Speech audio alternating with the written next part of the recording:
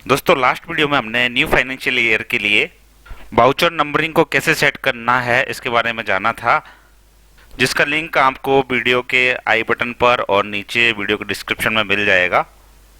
आज की वीडियो में हम कुछ वाउचर नंबरिंग से रिलेटेड इश्यूज को डिस्कस करेंगे और उनके सॉल्यूशन देखेंगे। चलिए शुरू करते हैं। कुछ लोगों के यहाँ सेल्स वाउचर टाइप के अंदर यहाँ ऑटोमेटिक और यहाँ retain original voucher number set है, जिसके कारण प्रॉब्लम ये आती है कि अगर गलती से कोई वाउचर डिलीट हो जाए तो उस एंट्री को हम वापस नहीं ला सकते, ना ही उस नंबर का हम वाउचर इंसर्ट करवा सकते हैं, क्योंकि हमने वहाँ ऑटोमेटिक और रिटेन कर रखा है वाउचर नंबर को। अब मैं चाहूँ कि मैं एक वाउचर और इंसर्ट करवा दूँ 001 से, तो वो यहाँ पॉसिबल नहीं होगा। मैं एंट्री करके दिखाता हूँ आपको। मैं इस वाउचर को डुप्लीकेट कर रहा हूँ, Alt2 में प्रेस करता हूँ तो आप देख सकते हैं यहाँ हमेशा नेक्स्ट वाला वाउचर चालू होगा। आप 001 को आप कभी इंसर्ट नहीं कर पाएंगे अगर आपने ये सेटिंग की हुई है। अब बात करते हैं इस प्रॉब्लम का क्या सॉल्यूशन हो सकता है। ये प्रॉब्लम केवल उन्हीं को आती है जिनके ऑलरेडी ये सेटिंग की हुई है। जो नई कंपनी स्टार्ट कर रहे हैं, नया वाउचर क्रिएट कर रहे हैं, उनको ये प्रॉब्लम नहीं आती है। तो इसके दो सॉल्यूशन हो सकते हैं। पहला एक सॉल्यूशन तो ये है कि जो यहाँ ऑटोमेटिक लिखा हुआ है हम इसको मैनुअल में कन्वर्ट कर दें, जिसको हम ऑटोमेटिक ओवरराइड मैनुअल भी बोलते हैं। दूसरा सॉल्यूशन ये है कि हम क्यों ना एक दूसरा वाउचर टाइप ही क्रिएट कर लें, तो ये प्रॉब्लम रहेगी नहीं। तो दोनों सॉल्यूशन को एक बार हम ट्राई करते हैं। चलिए फर्स्ट वाला हम सॉल्यूशन ट्राई करते हैं, जिसके अंदर हम ऑटोमेटिक को ऑटोमेटिक मैनुअल ओवरराइड से बदलने वाले हैं। लेकिन इसमें एक रिस्क रहता है, आपके जो नंबर्स है वो चेंज हो सकते हैं। ये रिस्क फैक्टर इसमें रहेगा। तो इसको करने से पहले आपको क्या करना है, बैकअप करना है, और इसके हो जाने के बाद भी आपको उस बैकअप से मिलान भी करना है कि कहीं आपके वाउचर नंबर गड़बड़ तो नहीं हो गए। अगर गड़बड़ होंगे तो हम बैकअप को वापस रिस्टोर कर लेंगे।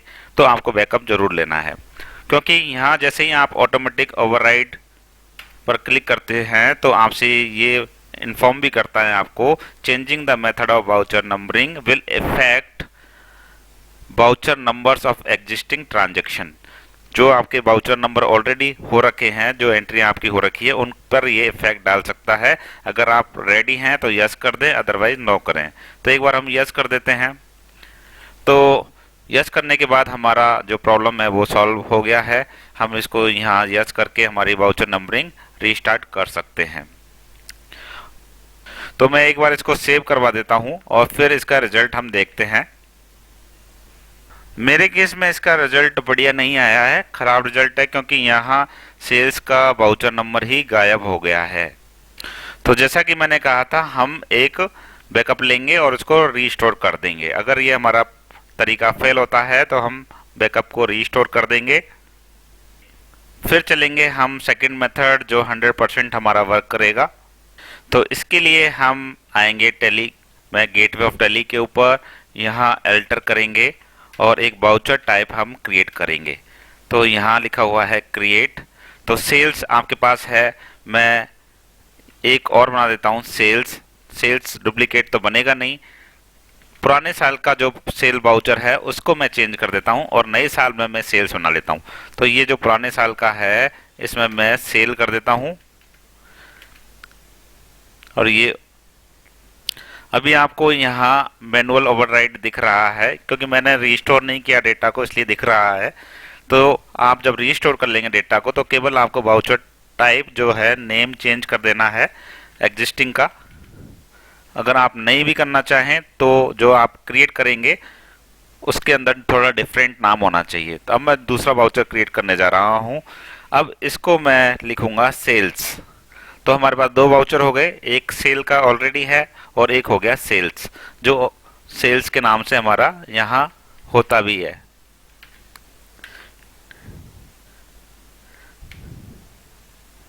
एब्रीवेशन में ये थोड़ी प्रॉब्लम कर रहा है, तो हम यहाँ पर भी इसको सेल्स कर देते हैं। और यहाँ अब जो वेस्ट आपका रहेगा वो ऑटोमेटिक मैनुअल ओवरराइड रहेगा। इसको हम सिलेक्ट करेंगे और यहाँ नीचे आकर के सेटिंग करेंगे। अब हम इसको यस कर सकते हैं और हम वाउचर नंबरिंग को 1 से स्टार्ट करेंगे, जिसकी लेंथ 4 डिजिट की होगी, जिसमें 0 फिल हो जाए। अगर कोई वैल्यू ना हो तो पहली जो 3 डिजिट है वो हमारी 00 फिल हो जाए। और हम इसको 1-4-25 से लागू करने वाले हैं। स्टार्ट 1 नंबर से होना चाहिए और यहाँ 1/4/2025 से हम इसके साथ लिखवाने वाले हैं 25-26 ऑब्लिक यहाँ लिखना है और यहाँ इसको हम खाली छोड़ने वाले हैं। तो जो बेस्ट सेटिंग होती है ये जो मैं रखता हूँ वो आपको मैंने बता दिया है, ऑटोमेटिक मैनुअल ओवरराइड, जिसके अंदर हम मैनुअल तो वाउचर नंबर आपके चलेंगे ही ऑटोमेटिक, लेकिन अगर आपके पास कोई चेंज करने के लिए है, जैसे कोई डिलीट हो गया, तो हम उसको रीइंसर्ट कर सकते हैं पुराने नंबर से। और यदि कोई हमारा गलत हो गया तो उसको हम सही भी कर सकते हैं। जैसे मैं अब वाउचर नंबर 1 से शुरू कर रहा हूँ, तो मैं एक कोई भी एंट्री कर देता हूँ।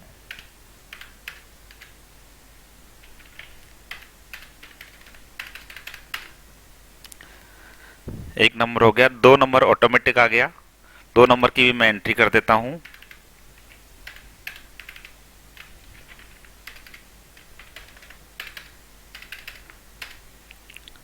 अब हम सेल्स का रजिस्टर ओपन कर लेते हैं और सेल्स के रजिस्टर में आप देख सकते हैं 1 नंबर और 2 नंबर हमारा हो गया।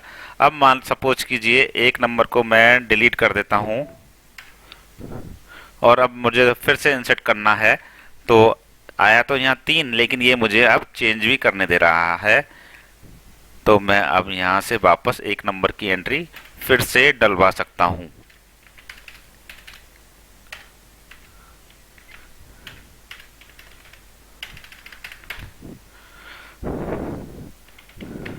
तो आप देख सकते हैं 1 नंबर और 2 नंबर, ये दोनों एंट्री मेरे पास आ गई है।